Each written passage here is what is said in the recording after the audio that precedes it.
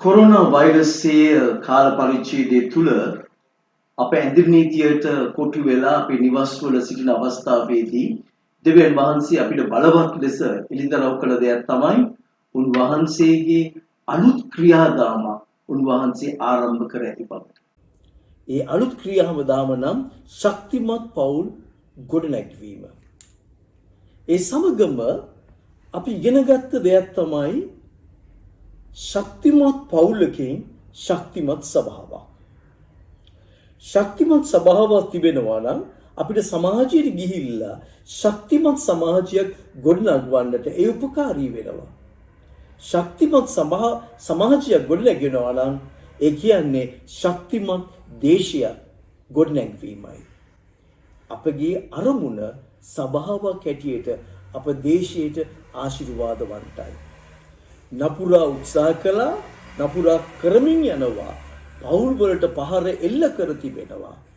අපේ උත්සාහය දැන් නපුරාට විරුද්ධ වන්නට, හැම මිනිසයාටම උපකාරී වන්නට, සතුටෙන් පිරුණා වූ ආශිර්වාදලත් පවුල් ජීවිතයක් ආරම්භලා සභාවටත් ජාතියටත් ආශිර්වාදයක් වන්නට. ගිය සතියේ අපි පළවෙනි පාඩම හැටියට කළා නිවසක් තුල තිබිය යුතු ආදරය නැතිනම් ප්‍රේමය. අපි කතා කළා පියා සහ මවගේ බැඳීම. ඒ සමග අපි කතා කළා පියෙක් හැටියට මවක් හැටියට දරුවන් සමග තිබිය යුතු සම්බන්ධතාවය. අද අපි තවත් පියවරකට පාතබනවා. එනම් අපි අනුග්‍රහය ගැන ඉගෙන ගන්නට යනවා. අනුග්‍රහයෙන් පිරුණා වූ නිවසක් කියන්නේ කුමක්ද කියලා. නමුත් මම එතනට යන්න ඉස්සරලා මම හිතනවා හරි වැදගත් කියලා අපි මේ අනුග්‍රහය කියන වචනේ ඉගෙන ගන්න එක බයිබලයට අනුකූලව. ඊට හේතුව ඇවිල්ලා ක්‍රිස්තියානි හැම කෙනෙක්ම මේ අනුග්‍රහය කියන වචනේ පාවිච්චි කරනවා. නමුත් බොහෝ විට අනුග්‍රහය කියන වචනේ ගැඹුර සහි තේරුම අවබෝධයක් නැතිනම් අපිට අනුග්‍රහී මිනිසයන් වන්නට හැකියාවක් නැහැ. එම නිසා පළවෙනි අධීරයේ හැටියට මේ පාඩමේ මම බයිබලයට අනුකූලව අනුග්‍රහය කියන්නේ කුමක්ද කියලා අපි ඉගෙන ගන්න උත්සාහ කරමු. ඊට පස්සෙව අපි ඉගෙන ගන්නට යනවා අනුග්‍රහයෙන් පිරුණු සභාවක් කියන්නේ මොකක්ද? අනුග්‍රහයෙන් පිරුණ පවුලක් කියන්නේ මොකක්ද? අනුග්‍රහය සමාජයට රැගෙන යන්නේ කෙලෙසද කියනා මේ අදහස් තුන පිළිබඳව අපගේ අවධානය යොමු කිරීමට බලාපොරොත්තු වෙනවා. මේ මා විශ්වාස කරනවා ඊ타මත්ම වැදගත් පාඩමාලාවක් කියා. මේ අනුග්‍රහය ගැන ඉගෙන ගන්නට නම් මම දන්නා වූ කදිම පරිච්ඡේදය තමයි ලූක්තුමාගේ සුභාරංචියේ 15 වෙනි පරිච්ඡේදය. ඒ 15 වෙනි පරිච්ඡේදයේ අපි ඉස්සල්ලාම කියවන්නට යනවා පළවෙනි සහ දෙවෙනි වගන්තීන් දෙක. තවද සියලු සුංගම් අය කරන්නෝද පෞකාරයෝද උන්වහන්සේගේ වචන අසන පිණිස උන්වහන්සේලා ළඟව ආවෝය. පරිසිවරුද ලියන්නෝද කතා කොට මොහු පෞකාරයන් පිළිගෙන ඔවුන් සමග කන්නේය කියා කොඳුලෝය. මේ වගන්තිය මතු කරනවා පරිසිවරුන්ට උන්වහන්සේ පිළිබඳව අමනාපයක් තිබෙනවා. ඒ අමනාපය ඇවිල්ලා උන්වහන්සේ පව්කරුවන් වැරදි කරන අය සමග ඇසුරු කිරීම පිළිබඳව. ප්‍රියතර සහෝදරනි, අන්න මේ ඔවුන් කොඳුරන දේ උන්වහන්සේ දැනගෙන ඔවුන්ට පිළිතුරු සපයන්නට උපමාවල් තුනක් මේ පරිච්ඡේදයේ පාවිච්චි කර තිබෙනවා. පළවෙනි උපමාව තිබෙන්නේ 3 ඉඳලා 7 දක්වා නැති වුණ බැටළුවා පිළිබඳව. 8 ඉඳලා 10 තිබෙන්නේ නැති වූ කාසිය පිළිබඳව. නමුත් අපේ අවධානය යොමු වන්නට යන්නේ 11 වෙනි වගන්තියේ සිට 31 වෙනි වගන්තිය දක්වා තිබෙන නාස්තිකාර පුත්‍රයාගේ ජීවිත කතාවයි. බලන්න අපි දැන් 11යි 12 වෙනි වගන්තියයි අපි දැන් කියවන්නට යනවා. තවද උන්වහන්සේ කියනසේක් එක්තරා මිනිසෙකුට පුත්‍රයෝ දෙදෙනෙක් සිටියෝය. ඔවුන්ගෙන් බාලයා පියාණෙනි ඔබගේ වස්තුවෙන් මට එන කොටස දෙන්නයි පියාට කීවේය. ප්‍රියද්ද සහෝදරි මම ඔබට කියන්නට ඕනේ බයිබලයේ ලියන ලැබුවේ මැද පෙරදිග පසුබිමකයි. එම නිසා මැද පෙරදිග සහ ආසියාතික සංස්කෘතික පසුබිමකයි මේ බයිබලයේ ලියුවේ. සුළු මොහොතකට මාසව කල්පනා කරන්න. දෙවනි දරුවා ඇවිල්ලා පියාගෙන් තමාගේ අයිතිය ඉල්ලුවයි කරා කියන්නේ පියාට කරන ලොකුම අගෞරවයයි. අප රටවල් වල අපි දරුවන්ට අපේ දේපොළ පවරා දෙන්නේ අපගේ මරණයෙන් පසුව නැතිනම් අන්තිම ලියවිල්ල තුලින්නේ. එම නිසා මේ දරුවා පියා ජීවතුන් අතර ඉන්න විට පියා වෙතට ඇවිල්ලා මෙසේ ඉල්ලීමක් කරන එක පියාට කරන ලොකුම අපහාසය සහ අගෞරවයයි. නමුත් මේ කතාවේ පියා දරුවාගේ ඉල්ලීම සම්පූර්ණ කරා. දරුවා ඔහුට අයිති වූ දේ අරගෙන තමා දුර පළාතකට ගොස් ජීවත් වූ බවට තමයි ලූක්තුමා සඳහන් කරන්නේ.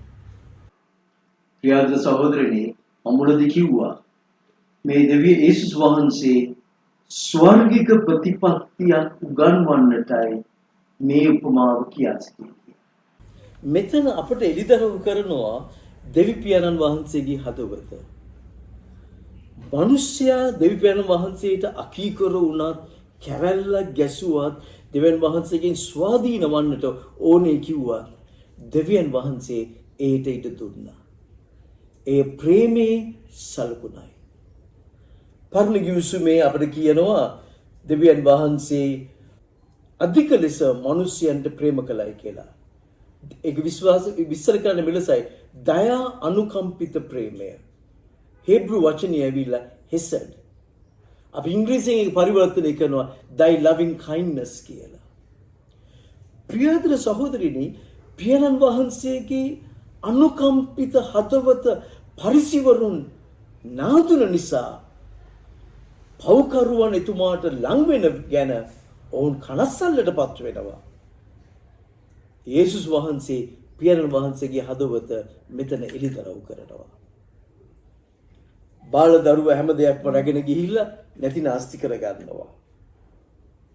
දැන් ප්‍රියතර සහෝදරිනි නැති නාස්ති වුණා විතරක් නෙමෙයි ඒ වන විට මහා සාගතයක් ඒ පළාතේ හටගත්තා. ඒ වන විට මේ දරුවාට දැන් කර කියා ගන්න දෙයක් නැහැ. මුදල් නැහැ, යහළුවන් නැහැ. ඔහුට කර කියා ගන්න දෙයක් නැති නිසා ඔහු රැකියාවක් සොයාගෙන යන විට ඔහුට රැකියාවක් ලැබෙන්නේ ඌරන්ව බලා ගැනීමටයි. ආයත් ප්‍රියද්‍ර සහෝදරනි යේසුස් වහන්සේ මේ කතාව කියන්නේ සැලසුමක් ඇතුවයි. ජුදා ජාතිය ඌරන් සමග කිසිම ගනුදෙනුවක් තිබුණේ නැහැ. ඌරුමස් ඔවුන් අනුභව කළේවත් නැහැ. ඌරන් ඉන්න පැතිවල ඔවුන් ජීවතුනේවත් නැහැ. බලන්න පාපේ කොච්චර ගැඹුරට ඔහුව දෙවියන් වහන්සේගෙන් ඈත් කරලා කර කියා ගන්න දෙයක් නැහැ.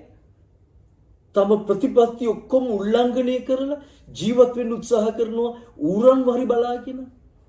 ඔහුගේ බඩගින්න කොපමණ කිව්වතින් ඔහු ඌරන්ට දෙන කෑම හරි කන්නට කැමැත්තෙන් සිටියා. ප්‍රියද්ද සහෝදරනි ඌරන්ට සාමාන්‍යයෙන් හොඳ කෑම දෙන්නේ නැහැ. නමුත් මිනිස්සේ එවැනි අන්ත අසරණතාවයකට පත් වෙලා තිබෙනවා. අන්න මේ වෙලාවේදී තමයි අපිට බයිබලයේ කියනවා විශේෂයෙන්ම අපි අවධානය යොමු කරන්නට යනවා 17 වෙනි වගන්තියට. එහෙත් ඔහු සිහි උපදවා කතා කොට මාගේ පියාණන්ගේ කුලීකාරයන් එපමණ දෙනෙකුට ඕනෑවට වඩා කෑම තිබෙද්දී මම මෙහි බඩගින්නේ නාසිමි. හොඳයි. බලන්න ඔහු කියන දේ සිහි උපදවනවයි කියලා පාවිච්චි කරන වචනේ. නමුත් මෙතන තියෙන වචනේ ඉංග්‍රීසියෙන් කියනවා සෙන්සස් කියලා. ග්‍රීක අනුවාදයේ මේ වචනේ පරිවර්තනය කරනකොට අපිට පේන්නේ නිකන් ඔළුව විකල් වෙලා පිස්සු හැදිලා හිටි මිනිස්සෙක් අන්නේ ඒ කෙනෙක් විස්තර කරන්න තමයි මේ වචනේ පාවිච්චි කරන්නේ. ඔහුගේ මනස විකල් වෙලා සිටියා. ඔහු එකපාරට යහපත් තත්වයටපත් වුණා. පාපේ කියන්නේත් ඒකයි. පාපේ කියන්නේ ප්‍රේමයෙන් නිර්මාණය කළ දෙවියන් වහන්සේට මනස විකල් වී එතුමාට විරුද්ධ වීමයි. මේ තරුණයා කිව් දේ දැන් සවන් දෙන්න. මගේ පියාගේ නිවසේ කුලිකාරයන්ට පවා කෑම ඇති වෙන්න තියෙනවා. ඇයි මම බඩගින්න ඉන්නේ? මම යන්නම් පියාගේ නිවසට කියලා ਉਹ ගමනක් ආරම්භ කරනවා. ගමනක් ආරම්භ කළ මේ ගමන යනවත් සමගම අපිට 20 වෙනි වගන්තියට එන විට අපිට 20 වෙනි වගන්තියේ තාත්තගේ චරිතය ආයිත් මතු කරනවා. මෙච්චර වෙලා අපි දැක්කේ පුතාගේ ක්‍රියාදාමයි. 20 ඉඳලා අපි දකින්නේ පියාගේ ක්‍රියාදාමයි. එම නිසා 20 වෙනි වගන්තිය දැන් අපි කියවමු. නැගිට තමාගේ පියා ළඟට ගියේය. ඔහු දුර සිටියදීම ඔහුගේ පියා ඔහු දැක අනුකම්පාවී දුවගෙන ගොස් ඔහුගේ බෙල්ල වැළඳගෙන ඔහු සිබගත්තේය. ප්‍රියද්ද සහෝදරනි, බලන්න පියාගේ ක්‍රියාදාම. පුතා කළ වරදට පියා සමාව දීලා ඉවරයි. පියා ඉඳලා තිබෙන්නේ පුතාට කවදා හරි මම පහර දෙන්නම්, ඔඩ පාඩමක් උගන්වන්නම් කියන මනසකින් නෙමෙයි. දෙවියන් වහන්සේ ක්‍රියා කරන්නේත් එලෙසයි. පුතා දුර ඉඳලා එනකොට මම හිතන්නේ ਉਹ පාර දිහා බලාගෙන ඉන්නට ඇති. පුතාව දැක්කේ ගමන ਉਹ දුවගෙන යනවා. ප්‍රියාදර සහෝදරනි, ජුදා සංස්කෘතිය අනුකූලව වැඩිමහල් පියවරුන් දුවන්නේ නැහැ. ඒක ඔවුන්ට අගෞරවයක්, අවනම්බුවක්. ඔහු දුවගෙන යනවා. දුවගෙන ගිහිල්ලා ඔහු පුතාව බදා ගන්නවා. ඇතැම් අය කියනවා ඔහු බදාගත්තේ දරුවාගේ ආරක්ෂාවට කියලා. ඊට හේතුව ඇවිල්ලා යම් දරුවෙක් තම දෙමව්පියන්ට අගෞරවය කරලා ගොස් එන විට සමාජයට පුළුවන් ඌට ගල් ගහ එලවන්නට, නැත්නම් ඌට වද දෙන්නට. පියා ඉක්මනට යනවා, ඌ බදා ගන්නවා. මේ බදා ගන්න මොහොතේදී 21 වෙනි වගන්තියේදී පුතා කියන්න සැලසුම් කරපු දෙය යලි පියාණන් වහන්සේට පියාට කියා සිටිනවා. එවිට පුත්‍රයා ඔහුට කතා කොට, පියාණෙනි, ස්වර්ගයට විරුද්ධවද ඔබ ඉදිරියේද පව් කෙලෙමි. තවත් ඔබගේ පුත්‍රයායි කියනු ලබන්ට නොවටිමි කීවේය. මම වටින්නේ නැහැ. තාත්තේව දුවගෙන ආවා. මට පුදුමයි ඒවා ගැන. අපේ දෙවියන් වහන්සේ එලෙසයි ක්‍රියා කරන්නේ. ඒක පුතා කියන මට මාව ඊට පස්සේ දරුවෙක් හැටියට සලකන්න එපා. මාව සේවකයෙක් හැටියට සලකන්න. පියාට ඒක ඇහුණද නැත්ද කියලා අපි දන්නේ නැහැ. නමුත් ඔව් සේවකයන් කැඳවලා මේ ප්‍රකාශනයන් කරනවා. සේවකයනි, ඉක්මනට වරෙල්ලා අර නිවසේ තිබෙන හොඳම කබාය ගෙනෙන්. කබාය ඇන්දේ දරුවන් පමණයි, සේවකයන් නොව. අනිත් සේවකයන්ට කෑ ගහනවා, ඉක්මනට ගිහලා පාවහන් ගෙනෙන්. පාවහන් ඇන්දේ පවුලේ දරුවන් පමණයි, සේවකයන් නොව. තව කණ්ඩායමට කෑ ගහලා කියනවා, ඉක්මනට ගිහිල්ලා අර මුද්ද රැගෙන වරෙන්. මුද්ද පැලඳේ ඇන්දේ දරුවන් පමණයි. පුතා කියනවා මාව සේවකයෙක් කොට සලකන්න. පියාගේ හැසිරීමෙන්, ක්‍රියාදාමයෙන් පෙන්නනවා අනුග්‍රහයේ කියන වචනේ තේරුම. ප්‍රියද සහෝදරනි, මේ වෙලාවේදී මම කැමති ඔබට අනුග්‍රහය කියන වචනේ විග්‍රහ කරන්න. අනුග්‍රහය කියන්නේ නුසුදුසු මිනිස්සෙක්ව දෙවියන් වහන්සේ රැගෙන පෞකමාව ලබා දෙමින් යේසුස් වහන්සේගේ ලෙයින් පවිත්‍ර කරලා සුදුස්සෙක් බවට පත් කිරීමයි. යලි මම විස්තර කරන්න. අනුග්‍රහය කියන්නේ දෙවියන් වහන්සේ පාපේ සිටි මිනිස්සෙක්ව අරගෙන උන්වහන්සේගේ ලෙයින් පවිත්‍ර කරලා පවිත්‍ර වූ සුද්ධවන්තයෙක් ලෙස පිළිගැනීමයි. මෙය ක්‍රිස්තියානි බයිබලයේ අපට උගන්වන උතුම්ම සත්‍යයි.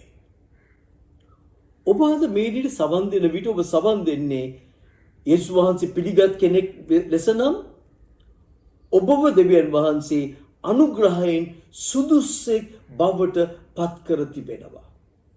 නමුත් සාතන් ඕනේ ඒ සංකල්පය නැති කරන්න ඔබගේ මනසෙන්. අපිට බයිබලයේ කියනවා සාතන් මෙන්නේ මරන්නටත්, රවට්ටන්නටත්, දොස් තබන්නටත්. එම නිසා හැම විටම සාතන් අපගේ හදවතට දොස් තබනවා. අපේ දුබලකම් ගැන, අපේ අතින් වැරදුන දේවල් පිළිබඳව. වැරදුන දේවල් තිබෙනවා නම් අපි ඒවා දෙවියන් වහන්සේගෙන් සමහව ලබා ගත යුතුයි. නමුත් අනුග්‍රහයේ මිනිස්සයෝ අනුග්‍රහය සමරන්නට ඕනේ. අනුග්‍රහය සමරන ප්‍රමාණයට මම අනුග්‍රහයේ මිනිසෙක් වෙනවා. අනුග්‍රහය දන්න අය අන් අයට අනුග්‍රහය දෙනවා. අනුග්‍රහය දන්නේ නැති අය අන් අයට කවදාවත් අනුග්‍රහයක් දෙන්නේ නැහැ. දැන් අපි යනවා තුන්වෙනි චරිතයට. තුන්වෙනි චරිතේ ඇවිල්ලා වැඩිමහල් සහෝදරයාගේ චරිතයයි.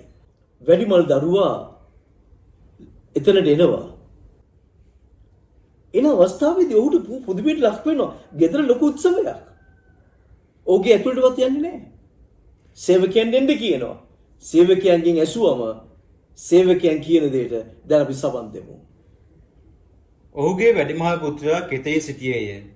ඔහු ඇවිත් ගෙදරට ලං වූ කල තුරිය නාදයත් නැටීමත් ඇසි දාසයන්ගෙන් එක්කෙනෙකුට හඬගසා මේ මොකදයි විචාලේය. ඔහුද ඔබගේ සහෝදරයා ආවේය. ඔබගේ පියාණෝ ඔහු සුවසේ පිළිගත් බැවින් තරකලා වූ වස්සා මැරෙව්වායයි කීවේය. එවිට ඔහු කිපි ගෙට ඇතුළට නොකැමැති වූයේය. එබැවින් ඔහුගේ පියා පිටතට ඇවිත් එනමෙන් ඔහුගෙන් ඉල්ලුවේය. නමුත් ඔහු උත්තර දෙමින් මෙපමණ අවුරුදු ගණනක් ඔබට සේවය කරමින් සිටිමි.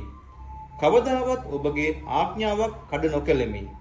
එසේ වී නමුත් මාගේ මිත්‍රයන් සමග ප්‍රීතිවෙන්ට ඔබ එළු පැටවකුවත් කිසි කලක මට නොදුන්නේ යයි. නමුත් ඔහුගේ සම්පත වෛශ්‍යාවන් සමග නාස්ති කළා වූ මේ ඔබගේ පුත්‍රයා ආවේලේ ඔහු නිසා තරකල වස්සා මැරුවේ යයි පියාට කිවේය. ඔහුද පුත්‍රය නුඹ නිතරම මා සමග සිටියේය. මා සන්තක සියල්ලද නුඹේය. නමුත් අප විසින් ප්‍රීති සන්තෝෂ වෙන්ට යුතුව තිබුණේය.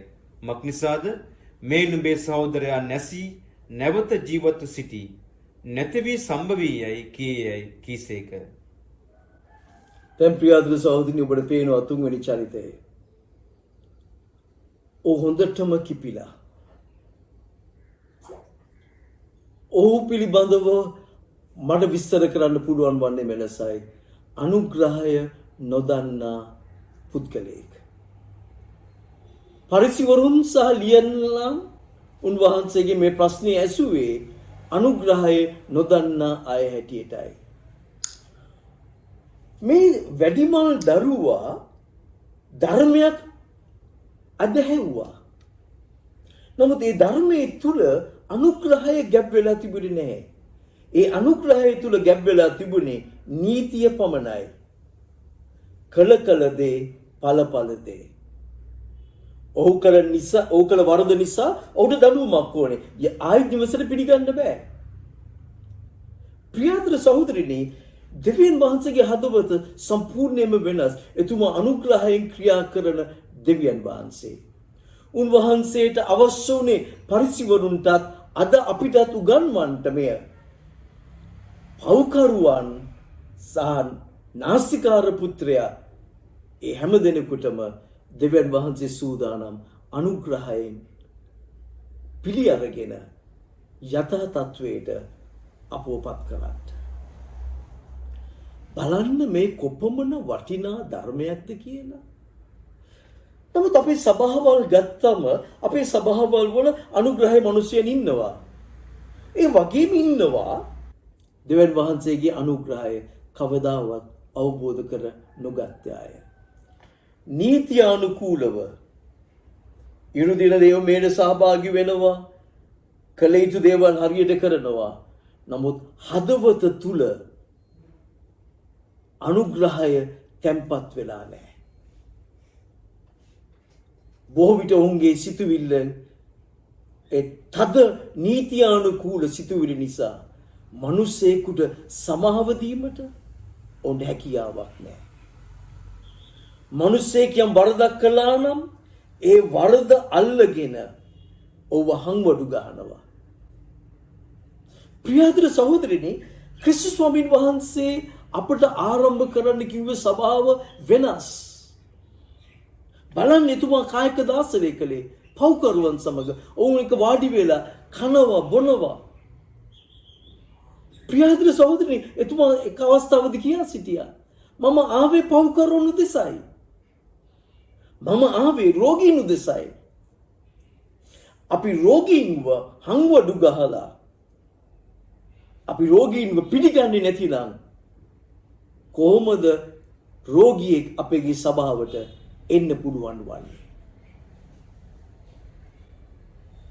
අපි ලබන ඉරු දින අනුග්‍රහයේ සභාවක් ගැනත් අනුග්‍රහයේ පවුලක් ගැනත් අපි කතා කරන්නට යනවා.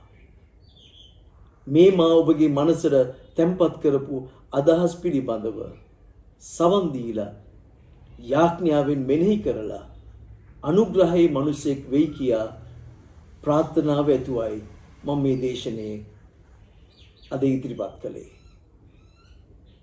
යාඥා කරමින් මෙනෙහි කරන ඔබ හැමතෙම දෙවි ස්වාමීන් වහන්සේගේ පිහිටයි අපි යාඥා කරමු. දෙවි ස්වාමිනී, අනුග්‍රහය කියන සංකල්පේ මා දන්නා ආකාරයට ඔබගේ දරුවන්ට පහදා දුන්නා. ඒ අනුග්‍රහය අවබෝධ කරගෙන ජීවත් වෙන්න ඔබගේ දරුවන්ට අපේ සභාවට ඉගැන්වුව මැනව. යේසුස් වහන්සේගේ නාමයෙන්. ආමේන්.